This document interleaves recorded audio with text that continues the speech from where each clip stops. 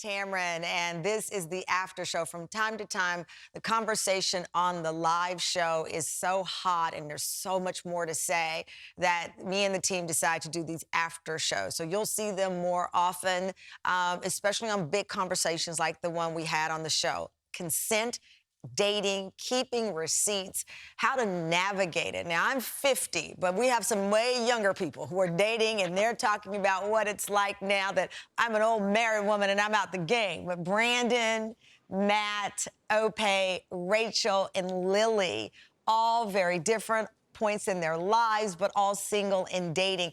And I had to get you to stick around because I had so many tweets and people just intrigued by what y'all were saying. Matt, I'll start with you because I'm sure you saw in the show I had to stop and I came back from commercial break and I was like, let me be clear here. Yeah. Matt did nothing wrong. He went out on a date and the date stayed over and there was a back and forth, just limited over whether they were going to actually be intimate. She said no, he asked again, and then they all went over their way. But I thought that was a great example, Matt, of the blurred lines, because even I had to come out of the commercial break and say, whoa, whoa, whoa, whoa, whoa. He didn't do anything wrong. She didn't say he did anything wrong. But the first no, you struggled with processing. So take me back to that moment when you were there with her and she said no. Why were you uncertain? Well, so the situation was actually that, like, during the actual night, like, sex didn't come up almost at all. And then in the morning, like, she fell asleep. And so in the morning, that's when the sex came up. And that's when I actually got the no. So it's not that I was told no once and I didn't listen and I pushed it kind of thing. Is that I didn't really know what was going on because she wanted to sleep together. And then it didn't come up, and so I had to check in the morning. And so when I checked in the morning, it was a confirmed no, and that was that. Yeah, and I'll bring in Rachel in this because that is a part of the modern conversation here where, my mom is not watching the after show, so I'll tell you the truth here. Yikes. I have been in that situation where you go over, it's late, you're cuddling, you're kissing maybe even, but you don't want to go all the way. In Matt's case, Rachel, they even stayed the night together. How do you navigate where there's intimacy, but you don't want to actually have sex, but these lines somehow get blurred? Go ahead, honey. I'm always very straightforward. If I don't like something that's happening, I tell the person. I'll even move their hand. For example, if we're making out and if we're doing over the sweater action and they go under something, and if I'm not into it, I'll just move their hand and go, I'm just not into that right now. But the last time I was intimate with somebody, we didn't even verbally consent. It was nonverbal consent because we were out with friends and we looked at each other from across the room and it was kind of with our eyes, hey, let's go fool around, order a car, and which he did. He ordered the car and I didn't even ask him to. That was the consent. He ordered the car, I got in the car. Right, so you saw that, both of you saw that as the consent to go to the next point. Lily, I saw you shaking your head. I said at the beginning of the show, I'm not sure if you guys have seen this, I May Destroy You. That's my favorite. His favorite is a bad word for it. It's my obsession because I think it is such a... Brandon over there doing exercises. It's a live show, Brandon. I don't have an HBO. I May Destroy You. It's on HBO. I've been watching that. I finished the series. And there are many ways that consent becomes blurred. There was one scene, again, this is after show, I can say it, where she was intimate with someone and he removed the condom without asking her. And she only saw it after the fact. And it sets off a series of revenge. I don't want personal details, Lily, but tell me how you establish the rules of engagement when you're on a date. Do you say it straight out? Usually before I go out on a date, especially if it's the first date, I set my intentions out there already. I noticed that one of the guys had mentioned that his date had mentioned wanting to hook up. And I think it's very common for me to go out with a dude and be very, very excited to hook up eventually. Again, like putting yourself out there isn't an automatic way of consenting to behavior that hasn't even happened yet or things that haven't even happened yet. I'm just upfront. I love really it. try I to be love as that you're upfront.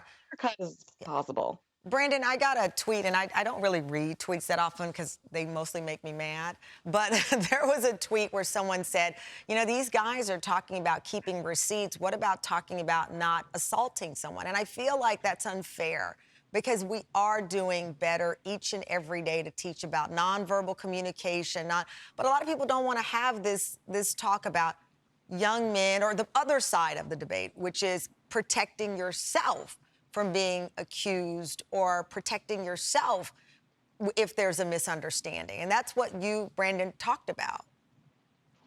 Right. Well, first and foremost, making a woman feel comfortable on a date is just as important as protecting myself. A lot of men, especially my friends, feel like they shouldn't have to take all these extra precautions. And from getting me too, they feel like they shouldn't have to do anything at all. But you also have to think women shouldn't have to worry about being kidnapped, raped, drugged, or assaulted when they go out for fun. Both men and women have very serious consequences when it comes to going out on dates. As I said before, women have to worry about getting physically harmed. And men, because cancel culture is so prevalent in our society, have to worry about their entire reputations and future successes being tarnished forever if someone were to make a false accusation towards them. Right. Both can be very traumatic experiences. Well, what I tell people, Brandon, since it's the after show and I can keep it so real, I have had men in the workplace say, oh, gosh, I don't want to be Me Too'd. And I'm like, Harvey Weinstein is not in prison because he glanced at somebody. Let's be clear. A lot of the men who are not now a part of our society and are pariahs and who were canceled were not canceled because they said your hair looks nice. They were not. So when your friends say, you know, they're not too concerned, what do they mean by that? Why do you think they're not too concerned? They just figure everything's up front? Why the reaction to what you're doing? A lot of your friends say that they don't think it's necessary. Why? I have some, especially back in high school, who had the mentality like, yeah, as you said, if someone's showing interest in me, if someone's, you know, going out with me or coming over, well, it means that they want to, you know, have sex automatically. Like, why would you, you know, come out if you don't want to have sex? A lot of guys have that mentality. A lot even of this day people and have age. that. Opay, I remember, listen, I went to college and I remember getting advice from people who said, listen, the only thing that's open after midnight are motels and a few other things. And I'm not going to repeat the saying, but that was a very jarring thing that folks would say to me as a young woman. You know, after midnight, if you go to his room, then you're signaling. And I'm like, no, I might want to go to his room. I might want to watch a movie. That doesn't mean I want to have sex with you. But I did have to think about my personal safety. And I said, okay, I have to Lily's point, be very clear with this guy that I'm going to his dorm at 1 o'clock, that I'm not there. But I might want to, as Rachel said, a little over the sweater action. That doesn't mean that I wanted everything else action. But, Opay, as Brandon said, you still have a lot of folks who think, not just young men, people who think, you went there after that hour, so somehow you should have known. What's your thought on that? You know, for me, it has to be very clear. Similar to Lily, it's very clear communication. So as long as I am there, it doesn't matter what time, it doesn't matter where we are, it doesn't matter what I have on. If I don't say clearly that I want to do this, then that means I don't want to do it. So it's just an open communication. Consent happens both ways. It's not just heavy leaning on the woman's side or heavy leaning on the man's side. It's really just an open line of communication that needs to happen continually between both women and men. I'm going to go to the audience in a second, but Rachel, where do you think it gets blurred? Where do you think that blurring happens? I think it gets blurry when somebody says, no, I'm not into this. And then the other person keeps trying to go back. They keep pressuring them to do it. They're like, oh, no, come on, you know, just give me, you know, just go downtown or whatever. Oh, come on, please take care of me. And you're like, no, I'm not in the mood. By downtown, you don't mean Tribeca. You mean something else. yeah. Gotcha. You know, Gotcha. It's daytime TV. But I mean, there's, what is a bigger turnoff than hooking up with somebody, being intimate with somebody, and then them saying no? You know, how could you continue going on with it if you said no? Yeah. Or if you said, and it could be because of many things. You could have just changed your mind, or you could have that you could have done a position and you get hurt and you just turned off or Yeah, you just I don't you know. not, you suddenly the feeling goes away, and you just don't. Yeah, At that moment, you've changed your mind. Let me get Jordan from Tallahassee, who's in our virtual audience, who watched today's show. Jordan, what are your thoughts? What do you have to say? Hey, I just think that it's really great that we're talking about this. As a little girl, my dad would make sure that I was aware that this is something that goes on in our community. I grew up in a very nice area. It wasn't something that happened on very often in our area, but he did make sure I was aware.